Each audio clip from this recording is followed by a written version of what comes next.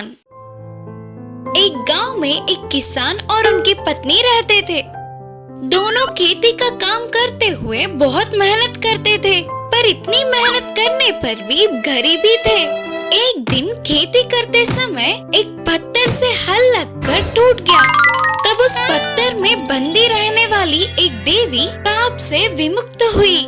कई सालों से पत्थर में बंदी रहने वाली देवी को विमुक्ति मिलने से धन्यवाद करते हुए किसान और उसकी पत्नी को 3 वरदानों का प्रसाद दिया।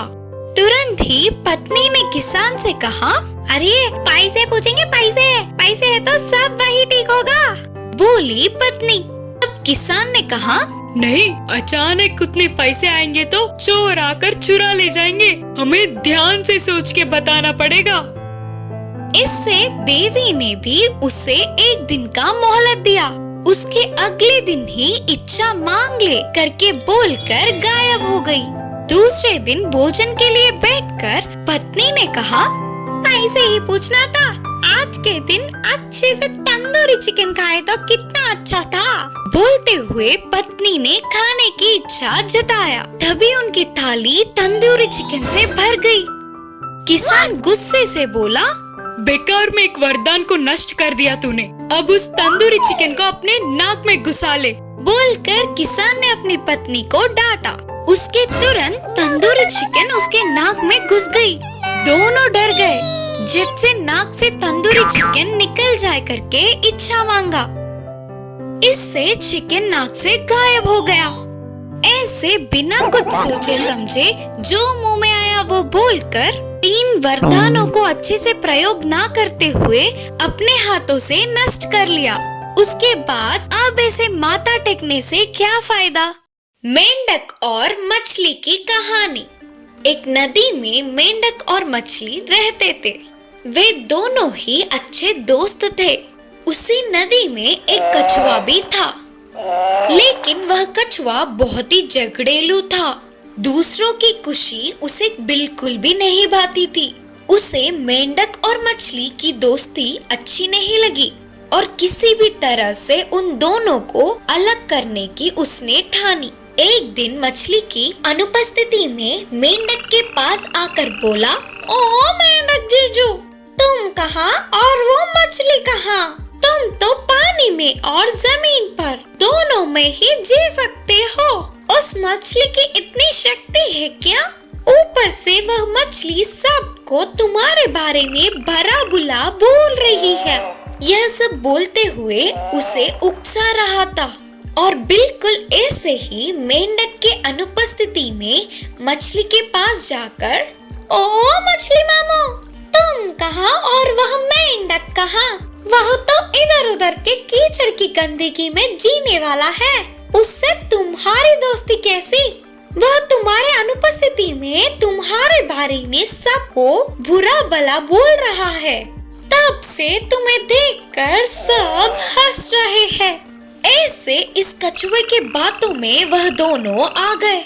इससे उन दोनों के बीच की दोस्ती बिगड़ी और वह दोनों फिर से अजनबियों की तरह रहने लगे। एक दिन नदी की मछली को खाने के लिए सरस आ रही थी और मेंढक ने उस सरस को देखा। अगर वह चिल्लाता तो मछली वहाँ से निकल जाती, लेकिन उसने नहीं चिल्लाया। दूसरी ओर उसी समय में मेंढक की तरफ एक सांप आने लगी। तभी मछली ने भी उस सांप को देखा। अगर यह भी चिल्लाती तो मेंढक भी बच के भाग जाता, लेकिन इसने भी नहीं चिल्लाया। और क्या था, बस मछली को सरस ने पकड़ लिया और मेंढक को सांप ने पकड़ लिया। ऐसे कछुए के बातों में आने पर दोनों को ही अपने प्राणों को खोना पड़ा। खरगोश में बदलने वाला शेर। एक बड़ा सा जंगल था। उस जंगल का महाराज शेर था, लेकिन ये सभी शेरों की तरह नहीं था। जंगल में सभी जानवरों के साथ अच्छे से रहता था। हर एक जानवर को ना खाते हुए बस भूख मिटाने के लिए ही शिकार करता था। जंगल के सभी जानवर उसे देखकर डर के भाग जाते थे। इसका शेर को बहुत दुख पहुंचता था। उसे भी उनके साथ मिलकर खेलने की, दोस्ती करने की इच्छा होती थी, पर वो गुफा में ही अकेला रह जाता था। उनके साथ मिलकर रहने की सोचा तो वे उसे देखते ही डर के भाग जाते हैं करके शेर को दुख होता था। एक दिन उस जंगल में एक साधु तपस्या करने आया है। वह रोज जंगल के सभी जानवरों से बात करता था। शेर उनके पास आकर बोला, स्वामी जी, क्या आप मेरी एक इच्छा को पूर्ण कर सकते हो क्या? बोलो। फिर शेर ने पूछा, मुझे ऐसे शेर की तरह नहीं रहना, आजादी से सबसे मिलजुल कर रहने वाली खरगोश की तरह रहना है। मुझे खरगोश की तरह बदल सकते हो क्या स्वामी जी? साधु ने जवाब देते हुए पूछा, तुम इस पूरे जंगल के महाराज हो, ऐसे छोटे से खरगोश में बदलना चाहते हो?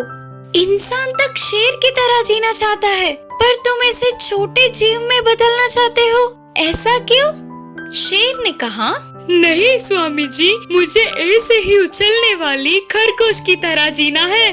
ठीक है फिर। बोलकर साधु तुरंत शेर को खरगोश की तरह बदल देते हैं। गोरा, छोटा, प्यारा सा खरगोश बनने वाला शेर वह साधु के आश्रम के पास उछलते हुए खरगोश दूसरे जानवरों को मिलकर खेलते हुए खुश हुआ। जो भी मिला वो खा के अच्छे से गुजारा कर दिया। इतने में शिकारियों की आने की भनक लगते ही सारे जानवर भाग गए। कैसे भागना है पता न होने पर खरगोश शिकारी के पकड़ में आ गया। अरे ये तो मस्त है, आज तो मुझे दावत ही है। बोलते हुए बस्ते में डालकर आगे चलने लगा शिकारी। तभी दूसरा जानवर दिखने से उसे शिकार करने के लिए बस्ते को नीचे रखा। यही मौका देख खरगोश बस्ते से एक बार में उछलकर वहाँ से भाग गया और तुरंत साधु के पास जाकर जो भी हुआ सब बोलकर पहले की तरह शेर में बदलने की विनती की। अब तो समझ आ गया ना, प्रकृति हर एक जीव को एक लक्षण देती है। उसे इनकार करके दूसरे जीव की तरह जीना चाहो तो ऐसा ही होगा। बोलकर साधु ने खरगोश को शेर में बदल दिया। बाद में शेर गरजता हुआ अपनी गुफा में चला गया।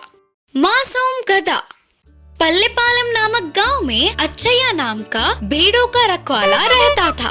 उसके पास एक गधा भी था। अच्छैया रोज उन भेड़ों को चराने ले जाता था। उधर उन्हें भरपूर घास चरने को मिलता था। उन भेड़ों के साथ ही गधे को भी ले जाता था। भोजन पानी के साथ दूसरे सामान भी गधे से उठवाता था, पर गधे को वह काम करना बहुत मुश्किल लगता था।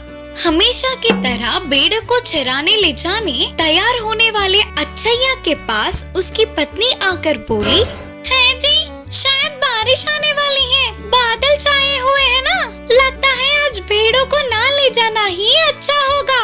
पर पत्नी की बातों को अनसुना करते हुए रोज की तरह ही भेड़ों के साथ गधे को भी पहाड़ी पे ले गया। भेड़ चर रहे थे तो अच्छैया एक पेड़ पे बैठकर देख रहा था। गधा भी थोड़ा दूर खड़ा होकर मालिक को ही देख रहा था। तभी तेज बारिश की खबर लगते ही अच्छैया दौड़ते हुए भेड़ों को लेकर घर के रास्ते निकल पड़ा। पर गधा पेड़ के नीचे ऐसे ही बैठ गया। उसने रोज मालिक के काम करने से अच्छा जंगल में ही रहना ठीक समझा और पहाड़ों से गुजरकर जंगल के अंदर गया।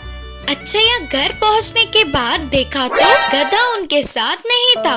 अरे रे, बारिश की जल्दबाजी में आने से मैं तो उस गधे को भूल ही गया। बेचारी कहाँ होगी? पत्नी ने समझाते हुए कहा, कहीं नहीं जाएगी, कल आप चराने जाओगे ना, तब ढूंढ लेना। उस दिन रात को अच्छैया को नींद ही नहीं आ रही थी। अगले दिन भेड़ों को चराने ले जाकर गधे के लिए पूरे पहाड़ी पर ढूंढने लगा, पर वो कहीं नहीं मिला। बेचारा गधा शेर या बाघ का शिकार हो गया होगा। बोलते हुए रो पड़ा। जंगल में जाने वाले गधे को वहाँ के हालातों ने डरा दिया। जंगल में नहीं थी ना, इसीलिए और अंदर गए तो कहीं उसे कोई जानवर वार करके मार ना दे। करके वो अपने प्राणों को हथेली में रखकर बिताने लगी। ऐसे डरते हुए जीने से अच्छा वापस मालिक के पास जाना ठीक है सोचकर तुरंत ही जंगल से पहाड़ों की तरफ चलती गई। शाम तक गांव में आने वाले गधे को मालिक का घर याद नहीं था। हर एक दिन मालिक के नए काम करने पर रास्ते को भी याद नहीं रख पाई। तभी अचानक एक घर से इस गधे को मैं नहीं देख सकता बोलते हुए बड़ी आवाज आई। अरे मेरे बारे में ही बात कर रहे हैं, मतलब ये मेरे मालिक का ही घर होगा। उसी घर से बाहर आता हुआ रामैया ने उसे देखा। उसके मालिक नहीं है सोचकर दुखी होकर फिर से आगे बढ़ने लगा गधा। थोड़ी दूर चलते ही अरे ओ गधे, कोई काम ना करते हुए ऐसे ही घर पर बैठ के कितने दिन माँ बाप की खाएगा बोलकर आवाजें सुनाई दी। गधा खुशी से उस घर की तरफ देखते ही आवारा बनकर घूमने वाले उसके बेटे को वीरैया ने गुस्से में बोलता हुआ दिखा। अनसुना करते हुए चला गया गधा। और थोड़े आगे चलने पर गधा कहाँ होगा पता नहीं बोलकर एक घर से आवाजें सुनाई दिए। अक्षया की आवाज पहचानने वाला गधा मालिक के पास दौड़ते हुए गया। उसे देखते ही अक्षया को बहुत खुशी हुई। गधे को प्यार से बिठाकर उसके पसंदीदा भोजन खिलाया। अब गधे ने ठान लिया कि मालिक से कभी भी दूर नहीं जाना चाहिए।